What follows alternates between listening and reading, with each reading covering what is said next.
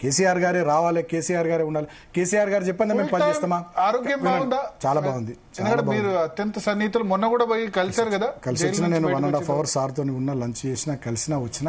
Sir చాలా హెల్దీగా ఉన్నారు, చాలా మంచిగా ఉన్నారు, చాలా విషయాలు అడిగి తెలుసుకున్నారు. సో ఏమన్నారు మీరు జైలు నుంచి బయటకు వచ్చిన తర్వాత? 16 రోజులు నిన్ను జైల్లో పెట్టారు కదా, ఇబ్బంది పెట్టారు, చూసుకుందాం. సరే మంచిది, కానీ ఇప్పుడు వాళ్ళ టైం, ఓకే నో ప్రాబ్లం, భయపడక గట్టి ఉండు, పార్టీ మొత్తం నీ వెనకాల ఉంటుంది, ఏం కాదంటే. లేదు సార్, నాకు జైలు కొత్త కాదు, కేసులు కొత్త కాదు, ఇవన్నీ కొత్త కాదు, నో ప్రాబ్లం సార్, పని చేస్తా, ఫైట్ చేస్తా, అట్లేముందని నేను అన్నా.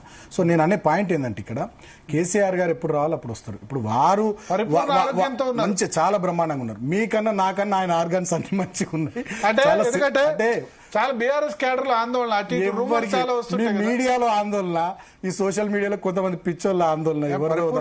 ఎవరు మా వ్యతిరేకులు,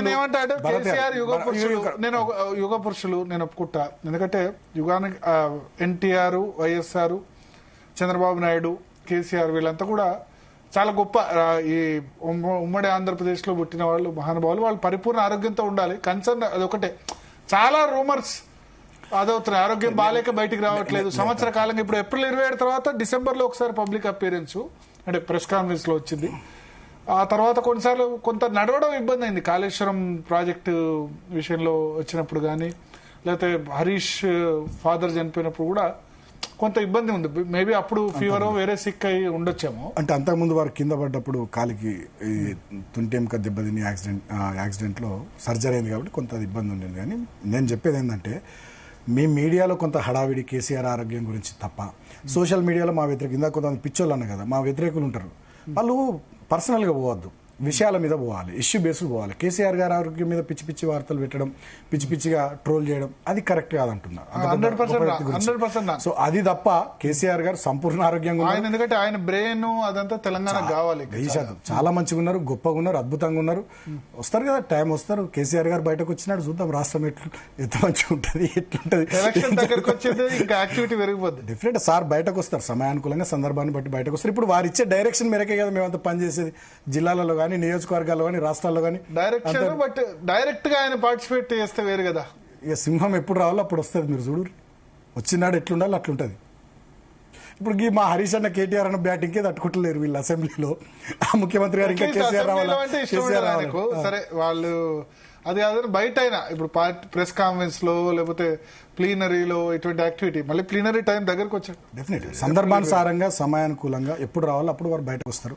వారి ఆరోగ్యం, నేను మళ్ళీ చెప్తున్నా జీటీవీ ద్వారా, భరత్ గారు మీరు అడిగినందుకు, సంపూర్ణమైనటువంటి ఆరోగ్యంతో ఉన్నారు, అద్భుతంగా ఉన్నారు. మీకన్నా నాకన్నా, నాకు 42, మీకు కూడా గంతే, ఇద్దరం సేమ్ ఏజ్, మనం యూనివర్సిటీ ఫ్రెండ్స్.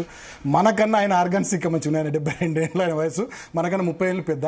మన ఆర్గాన్స్ చాలా చురుగ్గా యాక్టివిటీ కూడా, ఆయన చాలా లైట్ గా భోజనం చేస్తారు, మంచిగా నిద్రపోతారు, మంచిగా వ్యవసాయ క్షేత్రంలో పొలం పనులు అవి చూస్తారు. సో మెంటల్లీ చాలా స్ట్రాంగ్. ఆయన పుస్తకాలు చదువుతారు, పేపర్లు చదువుతారు, అన్ని ఫాలో అవుతుంటారు. సో ఆయన ఆషమాషి వ్యక్తి కాదండి, చాలా గొప్ప వ్యక్తి. ఆయన ఆరోగ్యం మంచిగా ఉంది, ఆయన మంచిగా ఉన్నాడు, పార్టీ కూడా బ్రహ్మాండంగా ముందుకు పోతుంది. రాబోయే రోజుల్లో తెలంగాణ ప్రజల కోసం ఏమేం చేయాలో, ఎట్లెట్ చేయాలో ఆ కార్యాచరణ ఉంటుంది. దాని ప్రకారం డెఫినెట్గా మేము ముందుకు పోతాం. నేను కోరేది ఒకటే, ఈ ప్రభుత్వం ఏం చెప్పి అధికారంలోకి వచ్చిందో అది చేయాల్సింది పోయి ఇతరత్ర విధ్వంసం. నేను ఇందాకన్నా, వికాసం లేదు, విధ్వంసం తప్ప, అభివృద్ధి లేదు, అవినీతి తప్ప. మీరు సింగరేణి బొగ్గుబాయల నుంచి మొదలుకుంటే హిల్ట్ పాలసీ దాకా, ఫ్యూచర్ సిటీ దాకా, మూసి ప్రక్షాళన దాకా మొత్తం అవినీతిమయమే. రియల్ ఎస్టేట్ దందా తప్ప రియల్ టైం గవర్నెన్స్ లేదని నేను అందుకే అన్న. పేదల కడుపు గురించి చూస్తలేరు, పెద్దలు గద్దలు లెక్క రాష్ట్రాన్ని ఎట్లా దోచుకుందాం అనేటటువంటి ఆలోచన. మొత్తం మీరు చూస్తున్నారు కదా, మంత్రుల వ్యవహార శైలి, ఎమ్మెల్యేల వ్యవహార శైలి, ముఖ్యమంత్రి వారి కుటుంబము, వారి దోస్తుల వ్యవహార శైలి, నిజంగా బాధ అనిపిస్తుంది.